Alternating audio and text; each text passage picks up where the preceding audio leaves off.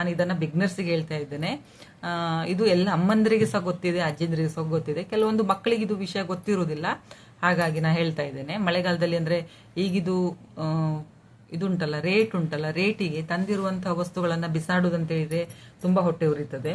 ಹಾಗಾಗಿ ತಂದಿರುವಂತದನ್ನ ನಾವು ಸುರಕ್ಷಿತವಾಗಿ ಹೇಗೆ ಇಡುದಂತೇಳಿ ನಾನು ಹೇಳ್ತಾ ಇದ್ದೇನೆ. ನಮಸ್ತೆ ಎಲ್ರಿಗೂ. ಇವತ್ತೊಂದು ವಿಡಿಯೋ ನಿಮ್ ಜೊತೆ ಶೇರ್ ಮಾಡ್ಕೊಳ್ತಾ ಇದ್ದೇನೆ. ನೋಡಿ, ಮಳೆಗಾಲ ಸ್ಟಾರ್ಟ್ ಆಗೋಯ್ತಲ್ವಾ. ಇಷ್ಟು ದಿನ ಶೆಕೆ ಅಂತೇಳಿ ನಾವು ಒದ್ದಾಡ್ತಾ ಇದ್ವಿ. ಮಳೆಗಾಲ ಸ್ಟಾರ್ಟ್ ಆಯ್ತು. ಆದ್ರೆ ಮಳೆಗಾಲ ಸ್ಟಾರ್ಟ್ ಏನೋ ಆಯ್ತು, ಹೌದು. ಆದ್ರೆ ನಮ್ಗೆ ಅಡಿಗೆ ಮನೆಯಲ್ಲಿ ನೋಡಿ ಕೆಲವೊಂದು ತಾಪತ್ರಯಗಳು ಸ್ಟಾರ್ಟ್ ಆಗ್ತದೆ.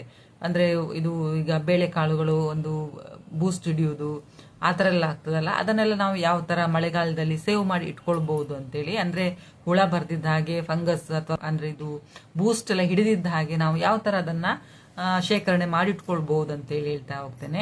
ವಿಡಿಯೋ ಫುಲ್ ನೋಡಿ. ಹಾಗೇನೆ ಇದು ಮಳೆಗಾಲಕ್ಕೆ ಒಂದು ಉಪಯೋಗಕ್ಕೆ ಬರುವಂತದ್ದೇ ಒಂದು ಟಿಪ್ಸ್ ಅಂತಾನೆ ಹೇಳ್ತೇನೆ, ಕಿಚನ್ ಟಿಪ್ಸ್. ಹಾಗೇನೆ ಒಂದು ಕೆಲವೊಂದು ಟಿಪ್ಸ್ ನಿಮ್ ಜೊತೆ ಶೇರ್ ಮಾಡ್ಕೊಳ್ತಾ ಇದ್ದೇನೆ. ವಿಡಿಯೋ ಫುಲ್ ನೋಡಿ, ಎಲ್ಲಿ ಸಹ ಸ್ಕಿಪ್ ಮಾಡಬೇಡಿ. ಮಳೆಗಾಲದಲ್ಲಿ ಈ ಇದು ವಾತಾವರಣ ಸಹ ಒಂದು ಕೋಲ್ಡ್ ಆಗಿರುವಾಗ ಯಾವುದೇ ಒಂದು ನಾವು ಬೇಳೆಕಾಳಾಗ್ಲಿ, ಸಾಂಬಾರ್ ಪದಾರ್ಥ ಅಂತ ಹೇಳಿದ್ರೆ ಈಗ ಮೆಣಸಿನ ಹುಡಿ ಅಂತದೆಲ್ಲ, ಸಾಂಬಾರ್ ಪುಡಿ, ರಸಂ ಪುಡಿ ಎಲ್ಲ ನಾವು ಈಗ ಇದು ಪುಡಿ ಮಾಡಿ ಇಟ್ಕೊಳ್ತೇವಲ್ವಾ, ಅದೆಲ್ಲ ಒಂಥರ ತೇವಾಂಶ ತರ ಆಗಿರ್ತದೆ. ಅದಕ್ಕೇನೆ ನಾವು ಅದನ್ನ ಕರೆಕ್ಟ್ ಆಗಿ ಒಂದು ಸ್ಟೋರ್ ಮಾಡಿ ಇಟ್ಕೊಳ್ಳೋದ್ರಿಂದ ತುಂಬಾ ಸಮಯ ತನಕ ನಾವು ಅದನ್ನ ಯೂಸ್ ಮಾಡ್ಕೊಳ್ಬಹುದು. ನಿಮ್ಗೆ ಗೊತ್ತಿದೆ, ಈಗ ಮಳೆಗಾಲದಲ್ಲಿ ಇದು ಒಂಥರ ಗೋಡೆ ಎಲ್ಲ ಒಂಥರ ನೋಡಿ ತಣ್ಣಗಾಗಿರ್ತದೆ, ಮತ್ತೆ ಗಾಳಿ ಸ್ವಲ್ಪ ಜಾಸ್ತಿ ಆಗಿರ್ತದೆ. ಹಾಗಾಗಿ ನಾವು ಯಾವುದೇ ಒಂದು ಪದಾರ್ಥಗಳಾದ್ರೂ ಸಹ, ಅಂದ್ರೆ ಇದು ಬೇಳೆಕಾಳುಗಳಾಗ್ಲಿ ಅಥವಾ ಸಾಂಬಾರ್ ಪುಡಿ ಅಂತದೆಲ್ಲ ಆದ್ರೆ ಓಪನ್ ಮಾಡಿ ಇಟ್ಕೊಳ್ಬಾರ್ದು ಯಾವಾಗ್ಲೂ ಸಹ. ಅಂದ್ರೆ ನಾವು ಅದನ್ನ ಸ್ಟೋರ್ ಮಾಡಿ ಇಟ್ಕೊಳ್ಳುವಾಗ್ಲೇ ಕರೆಕ್ಟ್ ಆಗಿ ಇಟ್ಕೊಂಡ್ರೆ ತುಂಬಾ ದಿನ ತನಕ ನಾವು ಅದನ್ನ ಯೂಸ್ ಮಾಡ್ಕೊಳ್ಬಹುದು. ಮೇನ್ ಬಂದು ಈಗ ನಾವೊಂದು ಡಬ್ಬಿಯಲ್ಲಿ ಹಾಕಿರ್ತೇವಲ್ವಾ, ಅದು ಬಂದು ಅದರ ಮುಚ್ಚಳ ಎಲ್ಲ ಕರೆಕ್ಟ್ ಆಗಿರ್ಬೇಕು. ಸ್ವಲ್ಪ ಸಹ ಒಂದು ಗಾಳಿ ಆಡ್ತಾ ಉಂಟಂತ ಹೇಳಿದ್ರೆ ಹಾಳಾಗ್ತದೆ ಇದೆಲ್ಲ ಸಾಂಬಾರ್ ಪುಡಿ ಎಲ್ಲ. ಅದಕ್ಕೇನೆ ಮತ್ತೆ ಆದಷ್ಟು ನೀವು ಪ್ಲಾಸ್ಟಿಕ್ ಡಬ್ಬನ ಅವಾಯ್ಡ್ ಮಾಡಿ ಅಂತ ಹೇಳ್ತೇನೆ ನಾನು. ಪ್ಲಾಸ್ಟಿಕ್ ಡಬ್ಬ ಅಷ್ಟು ಒಳ್ಳೇದಲ್ಲ ಅಂತಾನೆ ಹೇಳ್ತಾರಲ್ವಾ. ಮತ್ತೆ ಏನಂತ ಹೇಳಿದ್ರೆ, ನಿಮ್ಮಲ್ಲಿ ಈಗ ಸ್ಟೀಲ್ ಡಬ್ಬಿ ಆಗಲಿ ಅಥವಾ ಗಾಜಿನ ಬಾಟ್ಲ್ ಇದ್ರೆ ಗಾಜಿನ ಬಾಟ್ಲು ತುಂಬಾ ಒಳ್ಳೇದು. ಅದು ನೀರಿನ ಅಂಶ ಅಂದ್ರೆ ತೇವಾಂಶ ಇದಾಗುದಿಲ್ಲ ಅದರಲ್ಲಿ. ಹಾಗಾಗಿ ಅದರಲ್ಲಿ ಹಾಕಿಟ್ಕೊಳ್ಳೋದು ತುಂಬಾ ಒಳ್ಳೇದು. ಮೊದಲು ಮಾಡಬೇಕಾಗಿರುವಂಥದ್ದು ಏನಂತ ಹೇಳಿದ್ರೆ, ಈಗ ನಾವೇನಾದ್ರೂ ಈಗ ಪ್ಯಾಕೆಟಲ್ಲೆಲ್ಲ ಇಟ್ಟಿರ್ತೇವೆ ನೋಡಿ, ಅದನ್ನ ತಗೊಂಡು ಆ ಡಬ್ಬಿಯಲ್ಲಿ ಹಾಕಿಡುವುದು ಮೊದಲನೇ ಕೆಲಸ. ಈಗ ಮಳೆಗಾಲ ಸ್ಟಾರ್ಟ್ ಆಗುವಾಗ ಒಂದು ಚೂರು ಬಿಸಿಲೇನಾದ್ರೂ ಇದ್ರೆ ಬಿಸಿಲಿಗೆಲ್ಲ ಹಾಕಿ, ಅದರ ನಂತರ ಏರ್ ಟೈಟ್ ಕಂಟೈನರ್ ಅಲ್ಲಿ ಅದನ್ನ ಸ್ಟೋರ್ ಮಾಡಿ ಇಟ್ಕೊಳ್ಬೇಕು. ಆಮೇಲೆ ಆ ಡಬ್ಬಿ ಇಡುವಾಗ್ಲೂ ಸಹ ಹಾಗೇನೆ ಕ್ಲೀನ್ ಆಗಿರುವಂತಹ ಒಂದು ಜಾಗ, ಅಂದ್ರೆ ಅಲ್ಲಿ ಜಾಸ್ತಿ ಇದು ಬೆಳಕು ಅಂತದೆಲ್ಲ ಬೀಳದೆ ಇರುವಂತ ಪ್ಲೇಸ್ ಅಲ್ಲಿ, ಅಂದ್ರೆ ತುಂಬಾ ತಣ್ಣಗಿರುವಂತಹ ಒಂದು ಪ್ಲೇಸ್ ಅಂತ, ಸರಿಯಾಗಿ ಗಾಳಿ ಆಡದೆ ಇರುವಂತದ್ದು ಅಥವಾ ಸಾಕಷ್ಟು ಅಂತ ಹೇಳಿದ್ರೆ ಅದಕ್ಕೊಂದು ಜಾಗ ಬೇಕಾಗ್ತದೆ. ಅಂದ್ರೆ ಒಂದ್ರ ಮೇಲೊಂದು ಆ ತರ ಎಲ್ಲ ಅಲ್ಲ, ಕ್ಲೀನ್ ಆಗಿ ಜೋಡಿಸ್ಕೊಳ್ಬೇಕು. ಹಾಗೇನೆ ಇದು ಟೈಟ್ ಆಗಿರುವಂತ ಮುಚ್ಚಳ ಇರುವಂತ ಒಂದು ಡಬ್ಬಿಯನ್ನೇ ನೀವು ತಗೊಳ್ಬೇಕಾಗ್ತದೆ. ಅದರಲ್ಲಿ ಈ ಮಸಾಲೆ ಪದಾರ್ಥಗಳನ್ನೆಲ್ಲ ನೀವು ಸ್ಟೋರ್ ಮಾಡಿ ಇಟ್ಕೊಳ್ಬಹುದು. ಆದಷ್ಟು ನೀವು ಈ ಗಾಜಿನ ಬಾಟ್ಲು ಅಂತದೆಲ್ಲ ನೀವು ಯೂಸ್ ಮಾಡ್ಕೊಳ್ಳಿ. ಆದಷ್ಟು ಪ್ಲಾಸ್ಟಿಕ್ ಅನ್ನ ಅವಾಯ್ಡ್ ಮಾಡಿ ಅಂತ ಹೇಳ್ತೇನೆ. ಮತ್ತೆ ಈಗ ಹೆಚ್ಚು ಅಂತ ಹೇಳಿದ್ರೆ, ಈಗ ಮಸಾಲೆ ಪದಾರ್ಥಗಳನ್ನ ತೆಗೆಯುವಾಗ ಆಗ್ಲೇ ಹೇಳ್ದಾಗೆ ಹೆಚ್ಚಿನ ಮಸಾಲೆ ಪದಾರ್ಥ ಉಂಟಲ್ಲ, ಅದು ಬೇಗ ತೇವಾಂಶವನ್ನ ಹೀರ್ಕೊಳ್ತದೆ. ಈಗ ನಾವು ಹೊರಗಡೆ ಎಲ್ಲ ಅಂದ್ರೆ ಮುಚ್ಚಳ ಎಲ್ಲ ಸರಿ ಇಲ್ಲ ಅಂತ ಹೇಳಿದ್ರೆ ನೋಡಿ ನೀವು, ಈಗ ಧನಿಯಾ ಪುಡಿ ಅದೆಲ್ಲ ಆದ್ರೆ ಒಂಥರ ಉಂಡೆ ಕಟ್ಟಿದಾಗೆ ಆಗ್ತದೆ, ಮತ್ತೆ ಸ್ವಲ್ಪ ಒಂಥರ ಬೂಸ್ಟ್ ಹಿಡ್ದಾಗೆ ಆ ತರ ಎಲ್ಲ ಆಗ್ತದಲ್ಲ. ಅದಕ್ಕೆ ನಾನು ಹೇಳುದು, ಒಂದು ಏರ್ ಟೈಟ್ ಕಂಟೈನರ್ ಎಲ್ಲ ಹಾಕಿಟ್ಕೊಳ್ಳಿ. ಹಾಗೇನೆ ನೀವು ಅದನ್ನ ಯೂಸ್ ಮಾಡುವಾಗ ಸಹ ಸ್ಪೂನ್ ಉಂಟಲ್ಲ, ಅದರಲ್ಲಿ ಸ್ವಲ್ಪ ಕೂಡ ನೀರಿನ ಅಂಶ ಇರಬಾರ್ದು. ಆ ತರ ನೀವು ಸ್ಪೂನ್ ಅನ್ನ ಯೂಸ್ ಮಾಡಿ. ಮತ್ತೆ ನೀವು ಈಗ ಎಲ್ಲ ಮಸಾಲೆ ಪದಾರ್ಥಕ್ಕೆ ಒಂದೇ ಸ್ಪೂನ್ ಅನ್ನ ನೀವು ಯೂಸ್ ಮಾಡ್ಲಿಕ್ಕೆ ಹೋಗ್ಬೇಡಿ. ಒಂದೊಂದು ತೆಗೆಯುವಾಗ ಒಂದೊಂದು ಸ್ಪೂನ್ ಅನ್ನ ನೀವು ಯೂಸ್ ಮಾಡ್ಕೊಳ್ಳಿ. ಯಾಕಂತ ಹೇಳಿದ್ರೆ, ಒಂದ್ ವೇಳೆ ಒಂದು ಸ್ಪೂನ್ ನಿಮ್ಗೆ ಈಗ ಸ್ವಲ್ಪ ನೀರಿನ ಅಂಶ ಇದ್ರೆ, ನೀವು ಒಂದು ಡಬ್ಬಿಯಿಂದ ನೀವು ಒಂದು ಇದರಿಂದ ತೆಗಿತೀರಲ್ಲ ಮಸಾಲೆ ಪೌಡರು, ಅದೇ ಸ್ಪೂನ್ ಅನ್ನ ನೀವು ಎಲ್ಲ ಡಬ್ಬಿಯಲ್ಲಿ ಯೂಸ್ ಮಾಡ್ತಾ ಇದ್ರೆ ಎಲ್ಲ ಡಬ್ಬಿಯಲ್ಲಿ ಇರುವಂತಹ ಒಂದು ಮಸಾಲೆ ಪೌಡರ್ ಉಂಟಲ್ಲ ಹಾಳಾಗ್ತದೆ.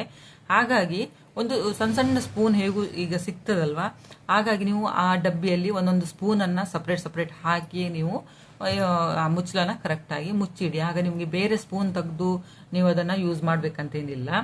ಇನ್ನೊಂದು ಬಂದು, ಯೂಸ್ ಮಾಡೋಕ್ಕಿಂತ ಮೊದಲು ಕೈಯನ್ನೆಲ್ಲ ಕ್ಲೀನ್ ಆಗಿ ತೊಳೆದು ಕ್ಲೀನ್ ಆಗಿ ಡ್ರೈ ಆಗಿ ಒರೆಸ್ಕೊಳ್ಳಿ, ಒಣ ಇಟ್ಕೊಳ್ಳಿ. ಕೈ ಸ್ವಲ್ಪ ಕೂಡ ನೀರಿನ ಅಂಶ ಇರಬಾರ್ದು ಕೈಯಲ್ಲಿ ಕೂಡ.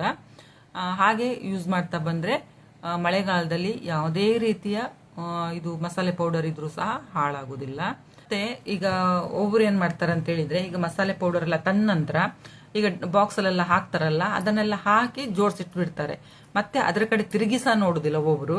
ಆ ತರ ಮಾಡ್ಲಿಕ್ಕೆ ಹೋಗ್ಬೇಡಿ. ಅವಾಗ ನೀವು ಚೆಕ್ ಮಾಡ್ತಾರೆ. ತುಂಬಾ ಅಂದ್ರೆ ಒಬ್ಬೊಬ್ರು ತುಂಬಾ ಸ್ಟೋರ್ ಮಾಡಿ ಇಟ್ಕೊಳ್ತಾರೆ. ಅವರಿಗೆ ನಾನು ಹೇಳುದು, ಅವಾಗ ಚೆಕ್ ಮಾಡ್ತಾ ಇರಿ. ಚೆಕ್ ಮಾಡ್ತಾ ಇದ್ದಾಗ ಗೊತ್ತಾಗ್ತದಲ್ಲ ಅದು ಹಾಳಾಗಿದೆಯೋ ಇಲ್ವೋ ಅಂತೇಳಿ. ಒಂದ್ ವೇಳೆ ಅದನ್ನ ನೋಡ್ದೇನೆ, ನೀವು ಚೆಕ್ ಮಾಡ್ದೇನೆ ಹಾಗೇನೆ ನೀವು ಅಡಿಗೆ ಮಾಡಿದ್ರೆ ಆ ಫುಡ್ ತಿಂದು ನಿಮ್ಗೆ ಫುಡ್ ಪಾಯ್ಸನಿಂಗ್ ಆ ತರ ಎಲ್ಲ ಆಗ್ಲಿಕ್ಕೆ ಒಂದು ಇದುಂಟು. ಅದಕ್ಕೋಸ್ಕರ ತುಂಬಾ ಸಮಸ್ಯೆನ ಅನುಭವಿಸ್ಬೇಕಾಗ್ತದೆ ಆ ತರದೆಲ್ಲ ಫುಡ್ ತಿಂದ್ರೆ. ಅದಕ್ಕೇನೆ ಆದಷ್ಟು ನೀವು ಅದನ್ನ ಚೆಕ್ ಮಾಡ್ತಾ ಇರಿ ಮಳೆಗಾಲದಲ್ಲಿ. ಹಾಗೇನೆ ತುಂಬಿ ಇಟ್ಬಿಟ್ಟು ಒಂದು ಮೂಲೆಯಲ್ಲಿ ಹಾಗೇನೆ ಇಡ್ಲಿಕ್ಕೆ ಹೋಗ್ಬೇಡಿ. ನೆಕ್ಸ್ಟ್ ಬಂದು ಈ ಬೇವಿನ ಎಲೆ ಉಂಟಲ್ಲ, ಕಹಿ ಬೇವಿನ ಎಲೆ ಅಂತದೆಲ್ಲ ನೀವು ಈ ಸ್ಟೋರ್ ಮಾಡಿ ಇಟ್ಕೊಂಡಿರುವಂತ ಇದೆಲ್ಲ ಇರ್ತದಲ್ಲ ಫುಡ್, ಅದರಲ್ಲೆಲ್ಲ ಹಾಕಿಡುವ. ಅಂದ್ರೆ ಈಗ ಮಸಾಲೆ ಪುಡಿ ಅಂತದೆಲ್ಲ ಇದ್ರೆ ನೀವು ಈ ಬೇವಿನ ಎಲೆಯನ್ನು ಸಹ ಹಾಕಿ ಇಟ್ಕೊಳ್ಬಹುದು. ಅಂದ್ರೆ ಹಸಿ ಅಲ್ಲ, ಸ್ವಲ್ಪ ನೀವು ಈ ಬಿಸಿಲೆಲ್ಲ ಇರುವಾಗ ಸ್ವಲ್ಪ ಡ್ರೈ ಮಾಡಿ ಇಟ್ಕೊಳ್ಬೇಕು. ಇದೆಲ್ಲ ಅಜ್ಜಿ ಕಾಲದ್ದು ಇದು ಟ್ರಿಕ್ಸ್ ಅಂತಾನೆ ಹೇಳ್ತೇನೆ ನಾನು. ಅಜ್ಜಿಯಂದಿರು ಮನೇಲಿದ್ದವರಿಗೆ ಇದು ಗೊತ್ತಿರ್ತದೆ. ಅವ್ರು ಹೇಳ್ತಾರೆ ಈ ತರ ಎಲ್ಲ ಮಾಡಿ ಅಂತೇಳಿ. ಆಗ ಈ ಮಸಾಲೆ ಪದಾರ್ಥಗಳೆಲ್ಲ ಹಾಳಾಗುದಿಲ್ಲ ಅಂತ ಹೇಳ್ತಾರೆ. ಈ ಬೇವು ಉಂಟಲ್ಲ, ಒಂದು ಉತ್ತಮ ಒಂದು ಇದು ಸೋಂಕು ನಿವಾರಣೆ ಮಾಡ್ತದೆ ಅಂತ ಹೇಳಿದ್ರೆ, ಈಗ ನಾವು ಹಾಕಿ ಅದ್ರಲ್ಲಿ ಏನಾದ್ರು ಬ್ಯಾಕ್ಟೀರಿಯಲ್ ಏನಾದ್ರು ಇದ್ರೆ ಸಹ ಅದು ಬರ್ದಿದ್ದ ಹಾಗೆ ಅದು ಕಾಪಾಡ್ತದೆ. ಏನಾದ್ರೂ ಒಂದು ನಾವು ಮಸಾಲೆ ಪದಾರ್ಥಗಳೆಲ್ಲ ಇಟ್ಕೊಂಡಾಗ ಒಂದು ನೆನ್ಪಿಟ್ಕೊಳ್ಳಿ, ನೀವು ಬೇವಿನ ಎಲೆ ಹಾಕೋದಿದ್ರೆ ಬಿಸಿಲಲ್ಲಿ ಚೆನ್ನಾಗಿ ಒಣಗಿಸಿ ನೀವು ಇಟ್ಕೊಳ್ಬೇಕಾಗ್ತದೆ. ಅದು ಸಹ ಹಸಿ ಇದ್ದಂದ್ರೆ ನೀವು ಡಬ್ಬಿಯಲ್ಲಿ ಹಾಕಿ ಅದರ ಮೇಲೆ ಮಸಾಲೆ ಎಲ್ಲ ಹಾಕಿಟ್ಕೊಂಡ್ರೆ ಬೇಗ ಹಾಳಾಗ್ತದೆ. ಯಾವಾಗ್ಲೂ ಒಣಗಿಸಿ ಅದರ ನಂತರ ನೀವು ಈ ಬೇವಿನ ಎಲೆಯನ್ನ ಉಪಯೋಗಿಸ್ಕೊಳ್ಬೇಕು. ಈಗ ನಾನು ಮಸಾಲೆ ಪದಾರ್ಥ ಹೇಳಿದ್ನಲ್ಲ, ಹಾಗೇನೆ ಈ ಧಾನ್ಯಗಳು ಅಂತ ಹೇಳಿದ್ರೆ ಬೇಳೆಕಾಳುಗಳು ಈ ಮಳೆಗಾಲದಲ್ಲಿ ಯಾವ ತರ ನಾವು ಸಂಗ್ರಹಿಸ್ಬಿಡು ಅಂತ ಹೇಳಿ. ಸೇಮ್ ಈಗ ನಾವು ಯಾವ ಡಬ್ಬಿಯಲ್ಲಿ ಹಾಕ್ತೀವಿ ನೋಡಿ, ಅದು ಡ್ರೈ ಆಗಿರ್ಬೇಕು. ಸ್ವಲ್ಪ ಕೂಡ ಅದರಲ್ಲಿ ನೀರಿನ ಅಂಶ ಇರಬಾರ್ದು. ನಿಮ್ಗೆ ಏನಾದ್ರು ಒಂದ್ ವೇಳೆ ಬಿಸಿಲು ಇರುವಾಗ್ಲೇನೆ ಆ ಕಾಳುಗಳನ್ನೆಲ್ಲ ಸ್ವಲ್ಪ ಬಿಸಿಲಲ್ಲಿ ಹಾಕಿ ಆರಿಸಿ ಇಡಿ. ಅದರ ನಂತರ ನೀವು ಆ ಡಬ್ಬಿಯಲ್ಲಿ ಹಾಕೊಳ್ಬೇಕು. ಆ ಡಬ್ಬಿಯಲ್ಲಿ ಹಾಕುವಾಗ ನೀವು 1-2 ಏಲಕ್ಕಿ ಸಹ ಹಾಕೊಳ್ಬಹುದು, ಹೆಸರು ಕಾಳೆಲ್ಲ ಹಾಕಿಡುವಾಗ. ಇಲ್ಲ ಅಂತ ಹೇಳಿದ್ರೆ ಎಲ್ಲರ ಮನೆಯಲ್ಲಿ ಇರುವಂತದ್ದೇ ಅರಿಶಿಣವನ್ನ ನೀವು ಅದರಲ್ಲಿ ಹಾಕಿ ಅದರ ನಂತರ ಅಥವಾ ಕಾಳುಗಳನ್ನೆಲ್ಲ ನೀವು ಸ್ಟೋರ್ ಮಾಡಿ ಇಟ್ಕೊಳ್ಬಹುದು. ಅರಿಶಿಣ ನೋಡಿ, ಅಂದ್ರೆ ಇದು ಟರ್ಮರಿಕ್ ಒಂದು ನೈಸರ್ಗಿಕವಾಗಿ ಸಿಗುವಂತ ಒಂದು ಆಂಟಿಫಂಗಲ್ ಮತ್ತೆ ಬ್ಯಾಕ್ಟೀರಿಯಾ ವಿರೋಧಿ ಒಂದು ಇರುವಂತದ್ದೇ ಅದು. ಹಾಗಾಗಿ ಅದು ಹಾಕಿ ಇಡೋದ್ರಿಂದ ಈ ಬೇಳೆಕಾಳುಗಳಿಗೆಲ್ಲ ಒಂದು ಫಂಗಸ್ ಬರುವುದಿಲ್ಲ. ಮತ್ತೆ ಫಂಗಸ್ ಬರ್ದಿದ್ದ ಹಾಗೆ ಸಹ ಒಂದು ತಡೀತದದು. ಎಲ್ಲರ ಮನೆಯಲ್ಲಿ ಇರುವಂತದ್ದೇ ಇದು ಅರಿಶಿಣ. ಹಾಗಾಗಿ ನಾನು ಹೇಳುದು, ಇದನ್ನ ಜಾಸ್ತಿ ನೀವು ಯೂಸ್ ಮಾಡಿ. ನೆಕ್ಸ್ಟ್ ಬಂದು ಇದು ಸಹ ಎಲ್ಲರ ಮನೆಯಲ್ಲಿ ಮಾಡ್ತಾರೋ ಗೊತ್ತಿಲ್ಲ, ಅದು ಕೆಲವು ಇದಕ್ಕೆ ಎಣ್ಣೆ ಸಹ ಬೇಡ, ಏನ್ ಬೇಡ, ಅಥವಾ ಅರಿಶಿಣ ಬೇಡ, ಅಥವಾ ನಿಮ್ಗೆ ನಾನು ಈಗ ಹೇಳಿದಾಗ ಏಲಕ್ಕಿ ಆಗ್ಲಿ ಅಂತ ಎಂಥದ್ದು ಬೇಡ. ಈ ಬೇಳೆಕಾಳು ಎಲ್ಲ ನೀವು ಸ್ಟೋರ್ ಮಾಡಿ ಇಡುದಿದ್ರೆ ಏನಿಲ್ಲ, ಬಾಣಲೆಯಲ್ಲಿ ಹಾಕಿ ಸ್ವಲ್ಪ ಉರಿ ಕಮ್ಮಿ ಇಟ್ಕೊಳ್ಳಿ. ಬಾಣಲೆಯಲ್ಲಿ ಹಾಕಿ ಇದನ್ನ ರೋಸ್ಟ್ ಅಂದ್ರೆ ಸ್ವಲ್ಪ ಇದು ಫ್ರೈ ಮಾಡ್ಕೊಳ್ಳಿ. ವಿದೌಟ್ ಆಯಿಲ್ ಫ್ರೈ ಮಾಡ್ಕೊಳ್ಳಿ. ಅಂದ್ರೆ ಅದರಲ್ಲಿ ಸ್ವಲ್ಪ ಘಮ ಬರುವಷ್ಟು ನೀವು ಅದನ್ನ ಫ್ರೈ ಮಾಡ್ಬೇಕಾಗ್ತದೆ. ಫ್ರೈ ಮಾಡ್ತಾ ಅದರಲ್ಲಿ ಇರುವಂತಹ ನೀರಿನ ಅಂಶ ಎಲ್ಲ ಹೊರಟು ಹೋಗ್ತದಲ್ವಾ, ಅಷ್ಟು ನೀವು ಫ್ರೈ ಮಾಡ್ಬೇಕಾಗ್ತದೆ. ಈ ಕೆಲವೊಬ್ರು ಚಿಕ್ಕವರು ಇರುವಾಗ ಮನೇಲಿ ನೋಡಿರ್ಬಹುದು ಅಮ್ಮಂದಿರು ಅಜ್ಜಿಂದಿರೆಲ್ಲ ಮಾಡುದನ್ನ.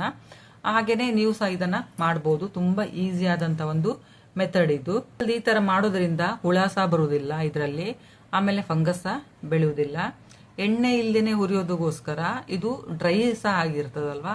ಇದು ಎಲ್ಲ ಆರಿಸಿ ಆಮೇಲೆ ನೀವು ಒಂದು ಏರ್ಟೈಟ್ ಕಂಟೈನರ್ ಇದನ್ನ ಸ್ಟೋರ್ ಮಾಡಿ ಇಟ್ಕೊಳ್ಬಹುದು. ಅಷ್ಟು ನೀವು ಇದನ್ನ ಏರ್ಟೈಟ್ ಕಂಟೈನರ್ ಅಲ್ಲಿ ಯೂಸ್ ಮಾಡಿ. ಅಂದ್ರೆ ಮುಚ್ಚಳ ಟೈಟ್ ಆಗಿರುವಂತ ಡಬ್ಬನೇ ನೀವು ಯೂಸ್ ಮಾಡ್ಕೊಳ್ಳಿ. ಆದಷ್ಟು ಪ್ಲಾಸ್ಟಿಕ್ ಡಬ್ಬನ ಅವಾಯ್ಡ್ ಮಾಡಿ. ಇನ್ನೊಂದು ಬಂದು ಈ ಲವಂಗ ಸಹ ಎಲ್ಲರ ಮನೆಯಲ್ಲಿ ಸಹ ಇರ್ತದೆ. ಈ ಲವಂಗನ ಸಹ ನೀವು ಯೂಸ್ ಮಾಡಬಹುದು. ಈ ಬೇಳೆಕಾಳುಗಳು ಅಥವಾ ಇದು ಮಸಾಲೆ ಪದಾರ್ಥಗಳನ್ನೆಲ್ಲ ಸ್ಟೋರ್ ಮಾಡುವಾಗ ಸಹ ನೀವು ಒಂದು ಸ್ವಲ್ಪ ಲವಂಗವನ್ನ ಎಲ್ಲ ಡಬ್ಬಿಯಲ್ಲಿ ಸಹ ಸ್ವಲ್ಪ ಹಾಕಿಡ್ಬಹುದು. ಈಗಾಗಲೇ ನಾನು ಹೇಳಿದ್ದೇನೆ, ಸಕ್ಕರೆ ಡಬ್ಬಿಯಲ್ಲಿ ಸಹ ನೀವು ಲವಂಗವನ್ನ ಹಾಕಿಟ್ರೆ ಇರುವೆಗಳು ಬರುವುದಿಲ್ಲ ಅಂತೇಳಿ. ಹಾಗೆ ಇದು ಬೇಳೆಕಾಳುಗಳ ಜೊತೆಲೆಲ್ಲ ಹಾಕಿಟ್ರೆ ಹುಳ ಆಗ್ಲಿ ಅಥವಾ ಫಂಗಸ್ ಬರುವುದು ಅಂತದೆಲ್ಲ ಆಗುದೇ ಇಲ್ಲ, ಫ್ರೆಶ್ ಆಗಿರ್ತದೆ. ಖಂಡಿತವಾಗ್ಲೂ ನೀವು ಲವಂಗವನ್ನ ಸಹ ಇದರಲ್ಲಿ ಹಾಕಿಟ್ಕೊಳ್ಬಹುದು, ಡಬ್ಬಿಯೆಲ್ಲ ಹಾಕಿಟ್ಕೊಳ್ಬಹುದು.